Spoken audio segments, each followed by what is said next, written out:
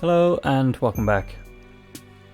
On the last episode we met with a mysterious but calming troll who seems to have a lot of involvement with fate.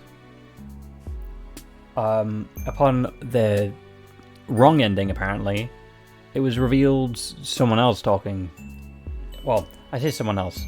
It looked like us, but the attitude was kind of really different, really. Anyway, but with that, we have to continue on Volume 13.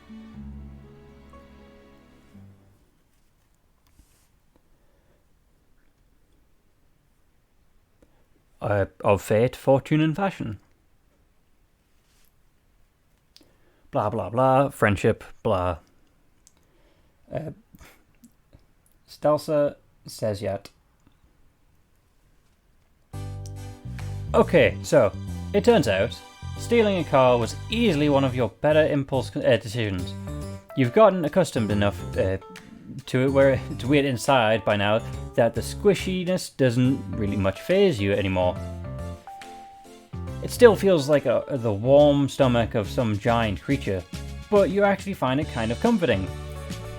You can just let yourself get enveloped by the seat while the autopilot does its thing.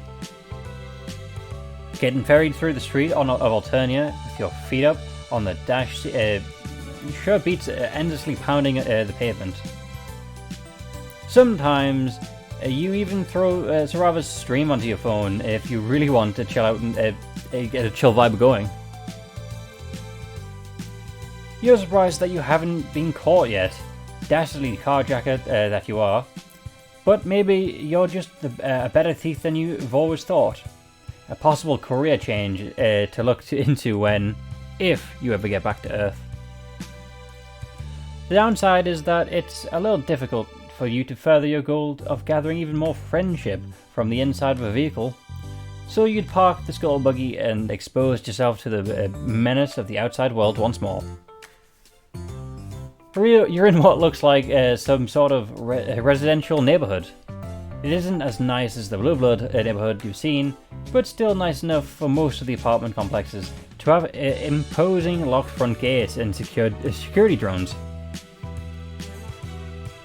But of course, you can't take a leisurely stroll on Alternia without something terrible happening. You aren't out here for a very long before it starts raining. Crap. Damn. Crap again. You ditched the umbrella Torona gave you since it was as heavy as a goddamn club, but now you're super regretting it. Running for shelter is all you can do. You make a mad dash for one of the building's awnings, huddling uncomfortably underneath it. The rain doesn't let up.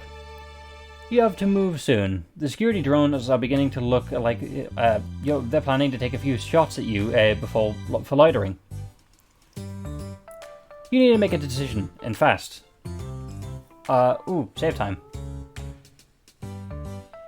Well, going back to the scuttle buggy will impede our chances of actually finding a friend, so scuttle buggy. It's parked ways away down the street, but if you run fast enough, maybe you'll be able to make it. You abandon the security of the metal awning, launching yourself back into the minor apocalypse that is a regular Alternian weather.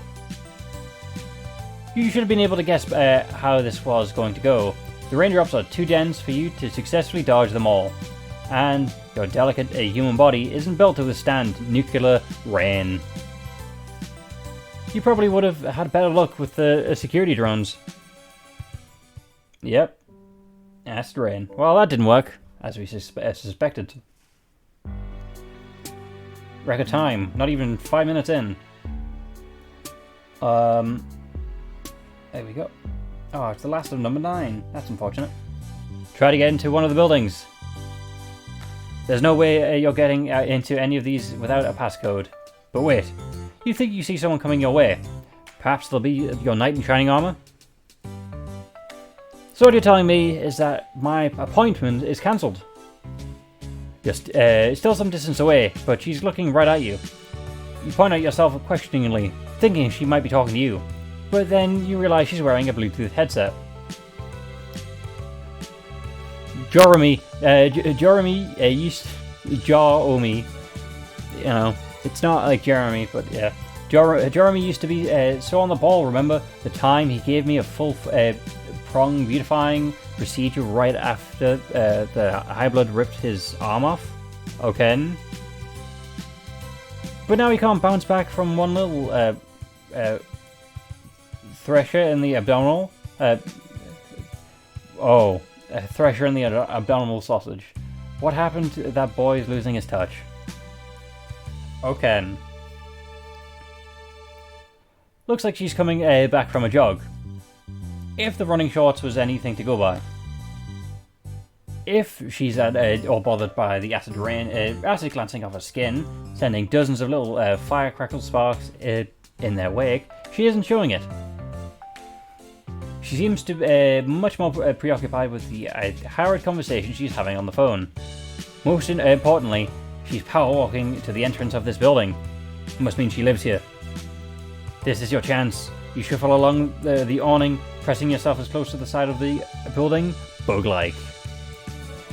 You sort of wish she'd encountered you earlier, when you were dodging rain like a rat action hero. Now you look like some sort of cowardly and cowardly and pathetic. We always do, especially compared to her. She's striding along like absolutely nothing is going to get in her way of whatever business she's got going on, let alone a few partly explosions.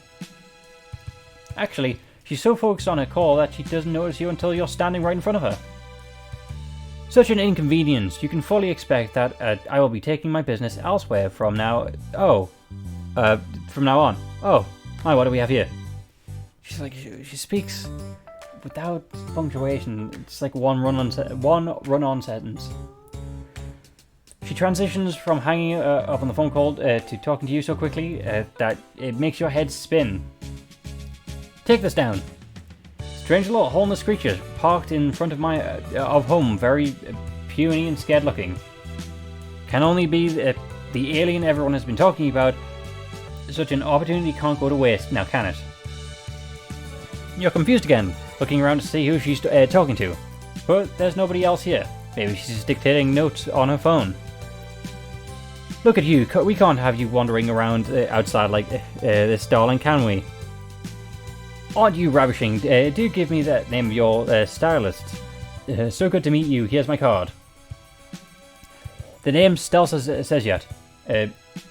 Order terrorizer in training for the Alternian Empire. Nice to meet you. Let's walk and talk. Oh, she's like...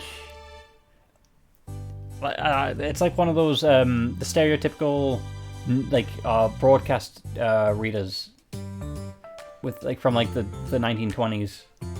You don't realize that borrowed hoodie was that impressive of a look, but okay. She produces a business card with one hand and inputs some numbers in the panel with another. You take the card. It's a struggle to process what she's saying, respond to her questions, and introduce yourself, all while experiencing the verbal equivalent of getting hit by a truck. Very true. How is it possible to talk so fast without taking a breath? You can barely get a word in edgewise. Stelsa continues chattering away as she steps inside and waves you to follow her into the apartment building elevator. You do. So tell me, do you run any businesses on your planet? If you do, I'd be more than happy to offer my services. If they are very efficient and affordable, I can assure you. All your legal and financial documents will be checked over in no time, and I'll make sure everything is running tip-top shape. I'm so happy to have run into you. Ever since Zizi told me she met you, I've been asking her to introduce me. It's so important for a professional to continue growing her network, especially intergalactically, don't you agree? She's still busying herself with her phone while talking to you, texting on a tiny keyboard. Now, the name ZZ doesn't ring any bells. You flip through your Rolodex in your brain trying to remember. Have you really made so many friends that you're beginning to forget their names? You're a little impressed with yourself. It feels only yesterday that you were crawling along the basement of a murderess and getting stabbed in the shin with a screwdriver. Just a single friend to your name. Good times. You've come so far since then. It brings a single sentimental tear to your eye. Wait. Stelsa's own name finally starts to register. You've heard it before. This is Tizia's mate spirit. She must be talking about Tizia's. Murderous, stabbing, very fascinating stuff, I'm sure. Yes, I'm referring to my darling Tizias, of course. You're at the door of the hive. She unlocks it, letting you both in. Oh, very professional, I guess. Come in. Welcome to Stelsa Sezyat. Make yourself at home. Can I get you anything? Water? Group cake? My rate sheets? My rates? Okay. See, I'm reading so fast, getting confused. I would love to continue our chat while I'm a little less sweaty. Also, acid wreaks absolute havoc on the skin. You know how much it is. I'll just jump into the absolution trap for a minute. Please excuse me. Won't be long back in 2 shakes of a Quackbeak's gastric excavation pillow. Cool.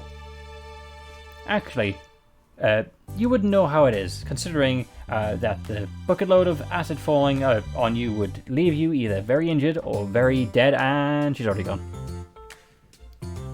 You're a little relieved. It's not that Stelsa isn't friendly. She's plenty friendly. She's just approaches friendship in a way that makes you feel a little like a line on her to-do list that she is in a hurry to check off. Yeah. Oh, well.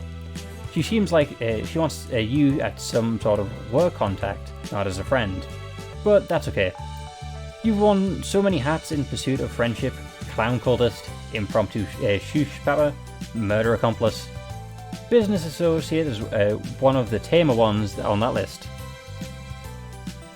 Now that you no longer have to keep up with her mile-a-minute conversation, you can take a proper look around her hive.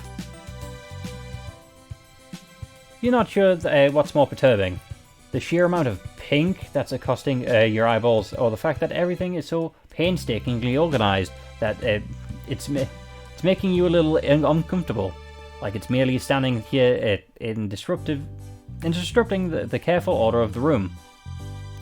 Okay, I'm confused by that. Her shelves are crammed full of books, all neatly arranged according to topic, with each topic displayed a little label on a shelf. She also has a lot of posters featuring motivational slogans underneath shrieking-natured photography.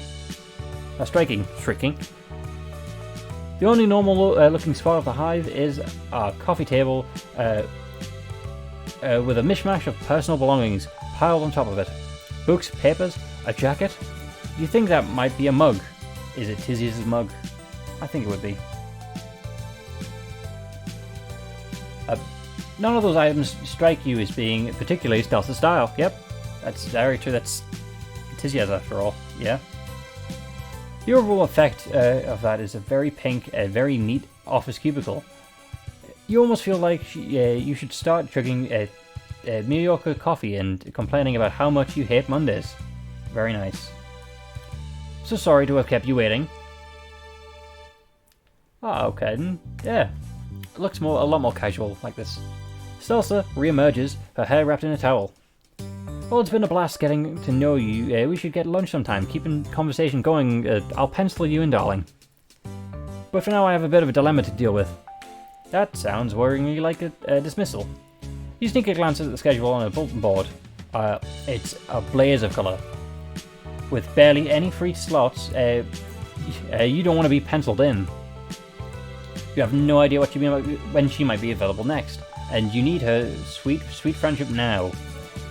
Maybe whatever problem she has is something you can help her with. Unless you're a ludicrously talented beautician, I think not. My usual place bumped me off their list, and right before a very important meeting too.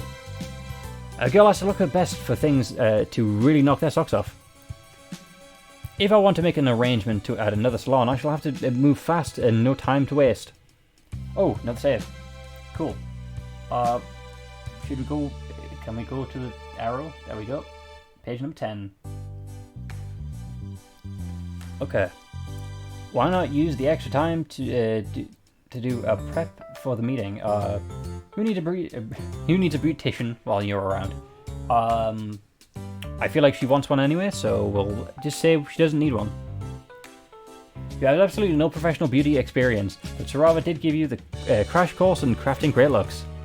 Stelsa is probably after a vibe that's a little less moisture wave, but you're sure you can whip something up.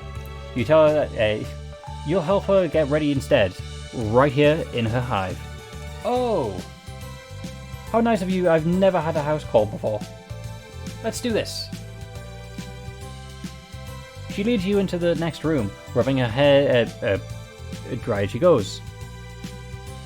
There's a rubicon in one corner and a vanity in the other, with a range of poofies,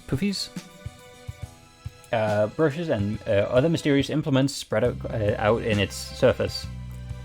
Some of them are disturbingly pointy. Oh well. You're sure you'll be able to figure it out what they're all for once you start using them. Stelsa takes a seat in front of the vanity, folding her arms primly on her lap. So darling, what do you think we should do first? It's all up to you. Not this again. Why are you always making all the decisions around here? What you wouldn't give to be able to foist your own life choices off on random people what you've just met. It would be refreshing. Oh, another save. Okay. Oops. See? Too many saves.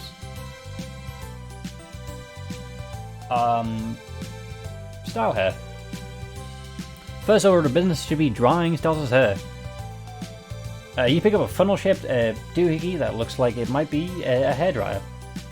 Fumbling around for a button, there isn't one, but you manage to turn it on by giving it a good squeeze. The mouth of the funnel opens wide, emitting a hot blast of hair, along with a hoarse animal yell. You think it might actually see teeth inside. Just don't think too much about it. That's the best you can do when it comes to literally anything Alternian gadget. Anything Alternian. Thankfully, the noise soon fades to a low hum. Here, use this. Stelsa passes a piece of thorny bramble. It looks painful, but you begin brushing Stelsa's hair and she sighs happily. Interesting being in this position for once. When Tisius is over, usually I'm doing this, the one doing this. Okay, cool.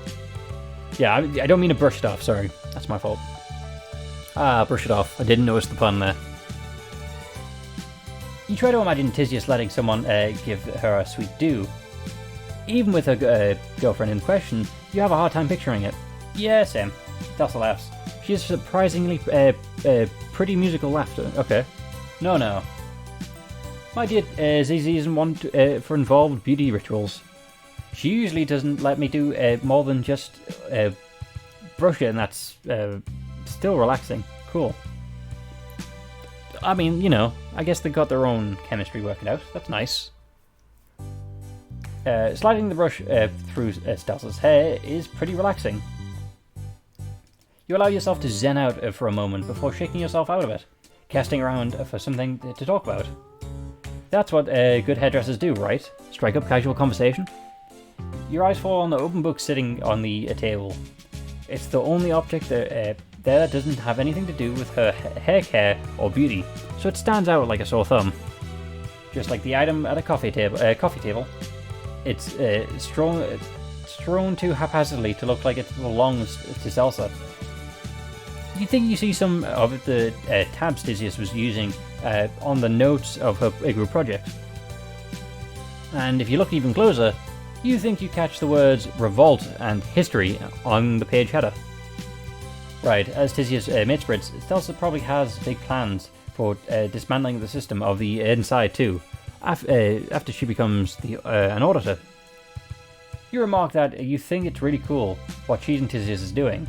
It might be scary to stick it to the man like that, but someone has to try and do it. Oh, someone has to do it, yeah. Okay, it's not exactly light conversation, but talking to Tyzius about this has been so enlightening, if sad, and you'd really bonded over it. Maybe you'll be able to bond with Stelsa the same way. But Stelsa only looks confused, her eyes flicking down at the book, and just for a second before she reaches out, sharply snaps it shut and scrolls it away into one of the drawers.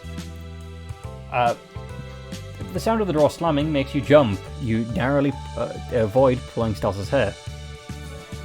I'm quite sure I don't know what you're talking about. I'm not sticking anything anywhere. Definitely not to any man. And neither is Tyzius. She's sitting straight and tense in the chair now. Her voice soaring to a high, bordering on a hysterical pitch. Oh no, she probably doesn't know what you're on your side. That you're on their side. Tyzius might not have even told her about your conversation. It's okay. You're not going to tell anyone. You're sworn to secrecy. But Stelsa averts her eyes, a stubborn set to her chin.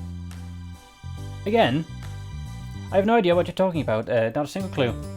Tyzius and myself are both law-abiding subjects of the Empire. We don't dabble in such foolish things as sympathizing with rebels. What would that possibly accomplish? Can't even read. She wrings her hands distractedly. We do things the way we do on Alternia for a reason, darling. Without the human spectrum and the roles we each need to play, why? The world would be plunged into a complete chaos you can even imagine. Trolls running around not knowing which way is up, doing whatever they please, no one to tell them that their place in this world is. What their place. She goes from hand-wringing to gesticulating wildly, almost knocking a row of jars off the table, positively frantic at the prospect of societal breakdown. It's better for everyone this way. I truly believe that. You're beginning to realize that you might have put your foot in your mouth. Just a little bit. Stuffed a toe or two in that gob of yours. Maybe. She sounds way too earnest for a thing to be a cover-up. Could it possibly be that Stelsa really does side with what had Tyzius called her the Condis? And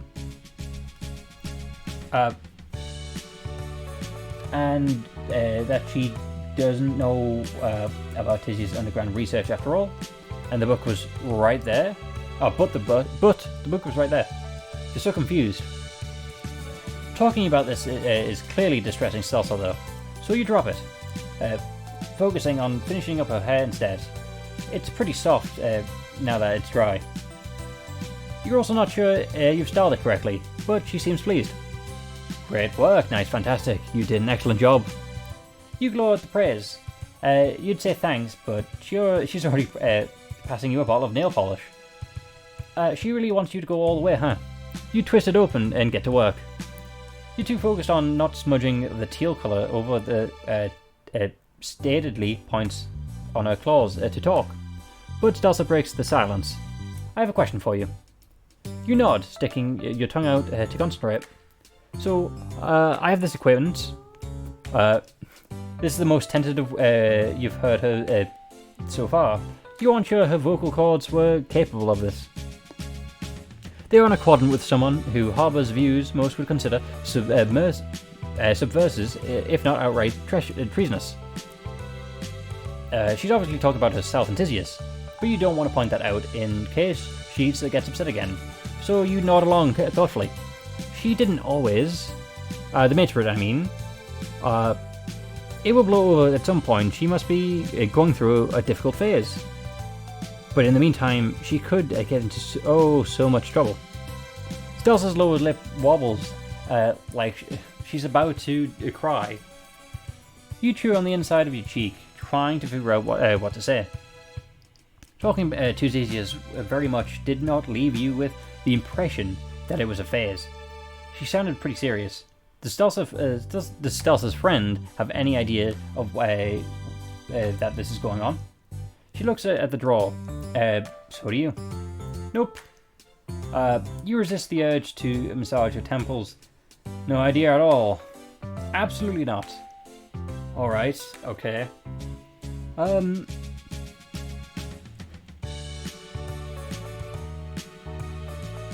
You can do this. A good first step might be for her friend to face up to the issue. You know, if there's a chance they have the tiniest inkling about what might be happening, so the two can talk about it. Talk about it? Yeah, you're not expert on open discussion, probably... you're not expert, but open discussion probably helps with relationship problems quite a bit. Plus, you ruminate to yourself. The more you think about it, the less it seems like that Tisius leaving her controversial book out like that was an accident. It was right in front of Stelsa's chair, after all. Maybe Tisius wanted Stelsa to see it. You'd stick the last bit of colour into Stelsa's pinky claw a while ago, but you're both too wrapped up in the conversation to suggest that you move on to something else. She lets the polish dry while the two of you continue to talk. But my friend does not agree with her Mitsprit's sentiments. Discussing it would cause unnecessary friction, wouldn't it? Maybe, but even so, addressing the issue could probably is probably better than pretending it isn't there. Besides, quadrant mates can coexist regardless of differing beliefs, right? Yeah, you don't sound convincing even to yourself, but the platitudes seem to comfort Stelsa somewhat. Maybe you're right. Carefully, mindful of her just dry nails, she wipes a few tears, much to your horror. Was that the wrong thing to say? But then you notice she's smiling. That's nice. I feel like I'm just dismissing Stelsa so much. I've not spoken about this to anyone before now. Telling you about this is truly a load off my bellow sac cavity. I'm certain my friend will be grateful, as well as I shall relay your advice accordingly as soon as I can. Thank you for relaying our advice to your friend. You smile back at her weakly. You haven't been able to relate to a very much when it comes to Alternian life, but boy, can you relate to relationship drama. And trolls sure seem to have plenty of it. You hope everything turns out alright for her friend. Since her voice is all sniffy and her eyelashes still wet, you retrieve a frilly box and hand it her tissues and hold it out to a frilly box of hand tissues and hold it out to her, hoping that it will help. She pulls out a few and blows her nose on them, soaking in a sad honking noise. I should finish getting ready. She seems reluctant to get up, though. You'd probably be the same, knowing you had to head into serious business meeting after spilling your heart out like that. Experiencing emotions is tiring. Yeah, emotions are tiring. Eventually, though, Stelsa mutters up enough energy to get off on her feet. Much to your surprise, instead of immediately rushing off to complete her next pre-meeting task, she pulls you into a tight hug. Thank you. You're a real friend. We already got the right end already? This seems way too fast. And there it is. No, not colleague, not potential client, but a wonderful friendship word. Hooray! I'm not used... does not look good on her. I apologize. That art style. Cool. There we go. Next time. Okay, cool. That is an excellent idea. I visited this potential client's establishment a while ago, but it was a quick one, and I could do well to cast my gandables around the place properly. It's pretty much in the bag, but this meeting is the clincher, and there's no way I can flub it. Having Romelli Namek as a client would be too good of a cluck beast plunge to in my pan lids for me to chuck the opportunity into a low gala. Okay, bit of a chicken. Chicken something, I don't know. Romilly, you totally know her. How about that? Yes, I would hope you did, darling. She's only been splashed over the papers lately with that son of hers. Buying out her competitors like that? I've never heard of the likes of it before. She's flailing around her hive as she speaks, nipping to what you assume to be her bedroom to blow her hair dry before shuffling some papers into the handbag. You tell her as best you can, feeling a bit like a pet cat underfoot, who's threatening to trip over her every turn. Trip her over every. Maintaining a career as successful yet relevantly event, a great artist is a very different to assuming ownership of and managing a museum, and yet she's has made it work. Whoa. Sounds like Romilly has been busy since the last time you saw her. You clarify that Romilly is a friend of yours, actually. Stelsa stops in her tracks. Really? Why didn't you say so in the first place? You should come with me. Getting the 401 on Romilly and from a friend of hers could really give me a front up. What do you say? You're not sure that there's much you can tell Stelsa about Romilly. You're pretty much sure Romilly doesn't want an auditor in training, or, well, anyone, really, knowing that she's an art thief. But, why not? There's been some stray info about Romilly knocking around, and the old noggin that might come in useful. Marvellous. Come on, tell me, you can tell me on the way. She takes your hands and pulls you out the door. It's raining still. You offer Stelsa a ride in your totally not stolen skull buggy. It's still raining, but she shields you from with both an umbrella that's almost as big as her as you are as you walk there where it's parked. You get in, put some tunes on the road, and head off. Ooh, nice new background. Once you're on your way, you admit to Stelsa that most of your and Romilly's conversations just involve her bouncing ideas off of you for webcomics. Bouncing off ideas off of you for her webcomic. Gee, the speed of this is getting, too much for me. But you're still happy to answer any questions she might have about Romilly's overall deal. You're expecting her to be disappointed, but her eyes practically light up. What a privilege! To be completely truthful, I'm quite the fan of what's been. I'm quite the fan. I've been following her webcomic for a while. She admits that this is kind of sheepishly. Does she think that liking comics is embarrassing? Of course not. Okay, maybe a little. It seems irresponsible to spend time on something that as flippant as a comic on the internet when I have so much other business to attend to, lots of irons in the fire. Over here, achievements don't achieve themselves, Maybe, but hobbies and downtime are important. Are important. And you never feel more rested after you've let yourself do absolutely nothing and enjoy a good comic. What? She looks at you blankly. Rest. Oh, I always make sure I get enough recuperation every day, no concerns there to be sure. What are you talking about is a bit different from getting enough sleep, but you try a different tact. Why is she taking this job with Romilly anyway? Isn't she busy enough with her training? Well, sure, I have that internship with the Alternian government as well as... but there can never be enough experience under one's belt. You're beginning to see where the problem is. You get the feeling that Stelsa might be a bit of a workaholic. Just vaguely. Has she ever considered...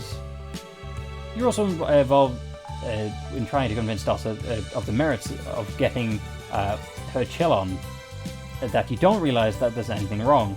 Not until Stelsa lets out a screech that almost bursts your eardrums. Fiddlesticks, we can't go this way. There's road working happening here. The skull buggy must be operating with an outdated map. Switch it to manual and turn us around, quick. The roadwork Stelsa is referring to is a bridge with a "Do Not Enter" sign hastily put up. Beyond the sign, the bridge is peppered with enormous holes. Some look big enough for the entire car to fall through easily. What are you waiting for? Hurry! Well, there's one small problem. You can't drive. Oh, F. Fudge nuggets. Fudge nuggets. Nice. Stelsa Fudge nuggets. Stelsa presses a few buttons, switching the controls to manual. You grab the wheel, turning it wildly. Your only goal is to make sure that you don't drive into the death bridge. You probably should have paid attention to this steep slope curving away from the road. You both yell as the skull buggy neumes downwards at full tilt. Miraculously, it doesn't trip, but it does slam into the power line, sending the two of you lurching forward. If it wasn't for the unnerving lung-like airbags that inflated in front of you, you would have shot through the window. Actually, you asked if Stelsa's okay. Stelsa does not seem too concerned about whether she's injured or not. She's making a futile attempt to push the airbags out of the way so she can get out of the car. There's no way we'll make my meeting on time now. And I look like an absolute mess. She's right. Her hair, which was all gentle and soft tufts before, is sticking up out in all directions, and her glasses are smashed in the collision. Why did I think this was a good idea? I should have just walked. Thanks for nothing. The car might have survived the crash, but Stelsa's cranky expression is anything to go by. Your budding friendship with her wasn't so lucky. Oh, that's not a good look. Yeah. Oh well, one more to go. So we did the hair, so now we do the horns, unless it doesn't change anything. You pick up a velvety piece of cloth, bringing it to Stelsa's head. There's only one thing that you can go for, right? Wait, what are you going to do with that? Polish your horns to an impressive sheen. Of course, they'll be positively gleaming at the time that you're done with them. She grabs your wrist with one hand before you can do so. She's deceptively strong, holding you in such an ironclad grip. You can't move your arm at all. You've been low-key admiring her toned arms earlier, but now you for sure that the rack of hot pink dumbbells in the living room aren't for show. There was dumbbells in the living room? Instead of looking pleased with your purpose, what you propose to do, she looks uneasy, possibly a little embarrassed. Polish my, You better get a glimpse of her discomfited expression before she glances you with another friendly smile, albeit a bit more a strained one. You know, I think I'm having second thoughts. It's reasonable to expect that an alien like you wouldn't know the first thing about troll grooming habits. My mistake, I should have accounted for such cultural differences. But it's quite alright, I shall figure something else out. Is it just you, or was there a pointed pause before cultural differences? She's getting up again. Wait, what's happening? You thought the two of you were getting a bond, we're going to bond over a sweet makeover session, but she's pushing you back to the main area of her hive. Pretty forceful too. Thank you for offering your help, dear. So very kind of you, but I'll manage. Great to meet you. Such a wonderful. Call me. Take care. Have a nice life. Toodles. Bye. She shoots you another lovely yet very clearly fake smile and shoves you out the door. You'll be able to wait out the rain just fine in this hallway, but being sprawled up on your behind on Stelsa's welcome mat, all on your lonesome, just isn't the same as hanging out with a new friend. She looks so angry with that one. Okay. Anyway. Well, that's been Stelsa's route. It has been very fast paced, unfortunately. I don't know why. I'm not even in a rush, but I guess it's just the tone of all caps locks, no grammatical changes at all. But yeah. So we gave relationship advice, learned nothing. Except that horns is a no-no. Anyway. Thank you for stopping by with that one. Hopefully I see you on the next one. With that, goodbye.